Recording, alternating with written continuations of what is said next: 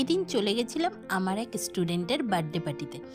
সন্ধ্যাবেলায় সেজেগুজে বেরিয়ে পড়েছিলাম, আর এই ছিল ওদের গেট সাজানো। যার বার্থডে তাকে তোমরা আমার ভিডিওতে আগেও দেখে থাকবে। এই ছিল ওদের খাওয়ার জায়গা, আর এই হলো বার্থডে গার্ল।